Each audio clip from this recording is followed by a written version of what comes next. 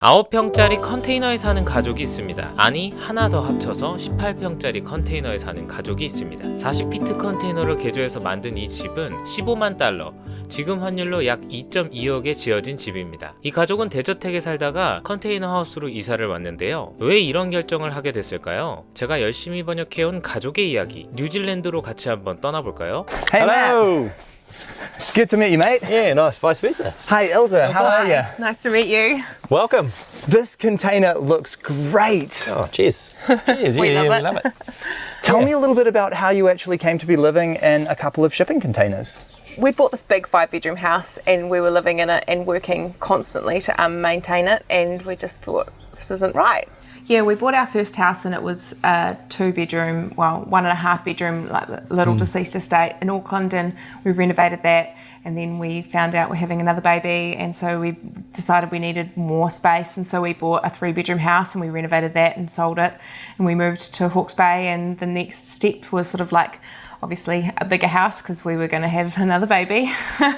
And so we ended up with a 5-bedroom, three bathrooms, like formal lounge. It was a tennis court and a pool, and we sort of thought that that's the epitome of what you're supposed to do, I guess. And then after living and working that house for about a year, and we realised how much work goes into mowing all those lawns, and Oh, mate, it was took up all of our time, It did. effort. it was busy, and it was hard work, but it was just more the fact that we had like 3 little children that just wanted to spend time with us, and we didn't have time because we had to get these jobs done. Like, that's when I was on YouTube and I saw your channel and like got inspired, I guess. And yeah, Matt had it lucky. I was like, sat him down one night, we watched a few, and he was like, let's go. And so with a bit of graph paper, off we went, right? Yeah. Designed the home, put the house on the market, and we were gung-ho then. People thought we were nuts, but we're really happy. It was the best decision we've ever made. Yep. Well, I love to know that I'm partly responsible for this creation because it's really incredible. Now, this is actually 2 40-foot shipping containers that have been slightly offset from one another. Correct, yep. So they're 2 high cube 40-footers. This one in particular, we've cut the roof right out and pitched it up. We've obviously used steel framing and then inset with our container cutouts to fill in the blanks, and that is made a good high-pitched roof, and that actually works well because we have our solar panels on the top there because we're our off-grid system, and it works a treat. And you've mentioned that these containers are off the grid. Can we talk about that? Sure can. We have a 6 kilowatt solar system. We've got 18 panels on the roof, and then we've got our 8 260 amp hour batteries here for our storage, battery storage. As you can see, they're low maintenance, they're nice and dirty. We very rarely have to go in there, which is quite nice. So that is actually a huge solar system. We've got power to burn. Yeah. It's great. We have more power than we need, really, and if we were connecting back into the grid, that would be cool. But with the way that we chose to live was just to have enough to live. And then the company that put the system in for us, we were there first, and so they were determined to prove that it could be done, and it could be done really easily, and it has. It's been great for us. What about water collection here? We had a water bore connection right here, so we plumbed into it. So we're basically off-grid. So where did the shipping containers come from? Are they new containers or did they have a life before? So these are wind and watertight second-hand containers. So we purchased these. Obviously, they've got a bit of a history behind them, and we've just repurposed them to Did do a this. lot of panel beating. We Yes. did a lot of panel beating. We were pretty lucky that they came in pretty good condition. We've had before wind and watertight, and they were only just watertight, whereas these ones have been they were really quite good quality when we got them, and the dents, we feel, just add to character. Totally. I absolutely agree. Yeah. Well, the containers look amazing from the outside, and I'm really keen to get a tour and see what you've done on the inside. Come on in. So this is the mudroom. So this is the dirty end of the house, and for a tiny house or a small house, we thought that this was a bit of a luxury, but it has ended up being so practical. The linen cupboard and everything fits into here, and just a bit of extra pantry storage, and then washing machine and a little deep freeze, which means that like all the dirt comes in here, everything just gets washed and popped away without like mucking up the rest of the house, and the inverter and the power and everything comes through here. So a real practical space for us. Such a good idea including a space like this, because you're right, otherwise if you're going straight into the house, you don't get that break from the weather, you've got nowhere to put sort of muddy and wet stuff. Yeah. And 3 kids, this is really a mudroom. But yeah, works well for us. Totally does. Yeah. So this is our front door. Come in.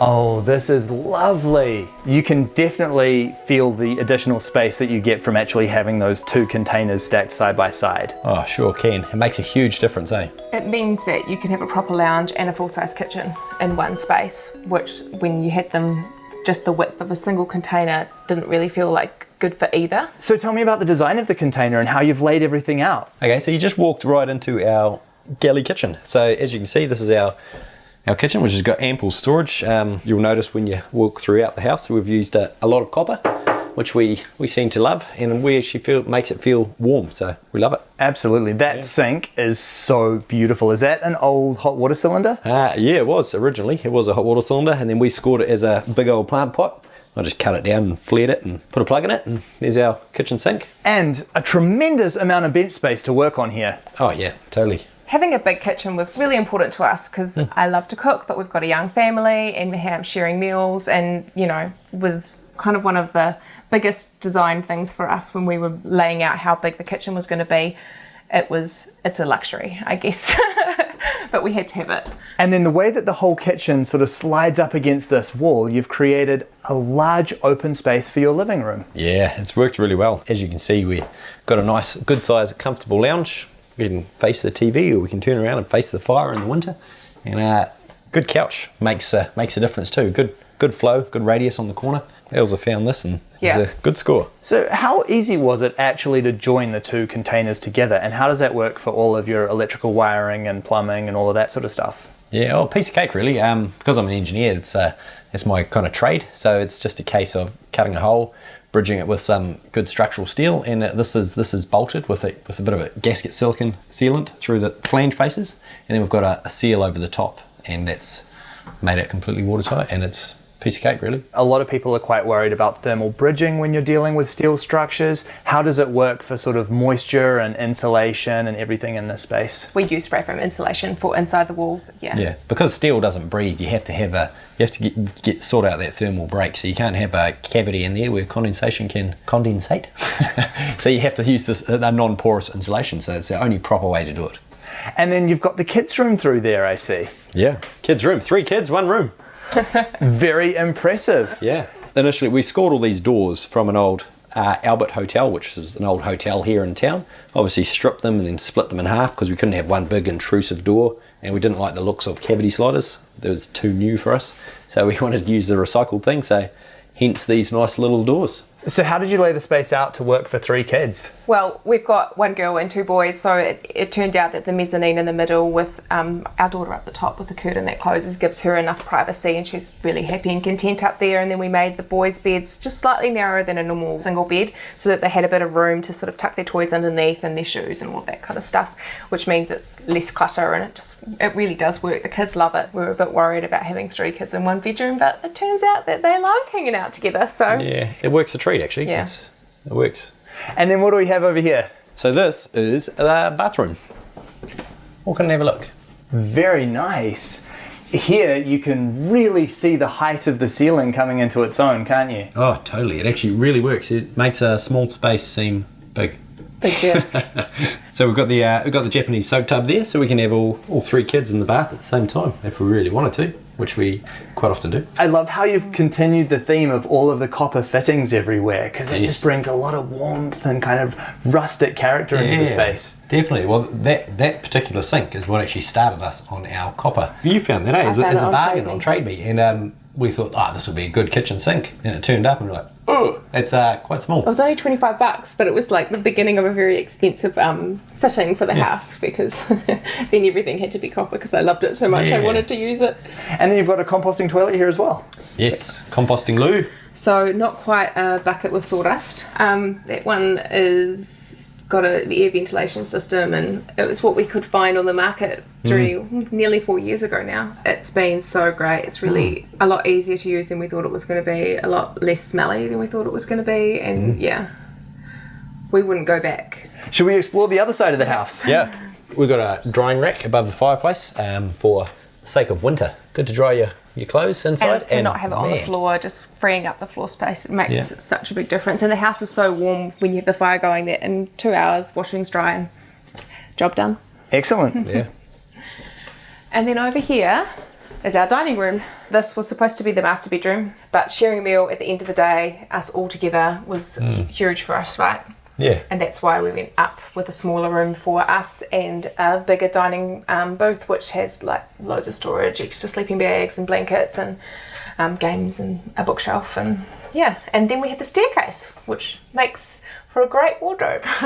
So all your clothes are stored in here? Yeah. Well, all the hanging sort of clothes. We got a set of drawers upstairs, but yes. And tell me about the design of your sleeping loft. Well, there wasn't a lot of design in that. Like, it was figuring This out is the how much space. space did we have to have, like to make it workable, and then we went from there. But also the clearance from the top, from the outside to transport it around had to be like we would only be able to go so high. So Yes, so that really set did. our pitch. Yeah. Basically, the overall height was set for legal height on a low loader transporter, and that's what set our pitch of the roof. Yeah, And does it work. feels like up there is feels like a safe, closed-in space, which works well for sleeping. And then down here, there's plenty of light and air coming through, and it was a good compromise. Yeah.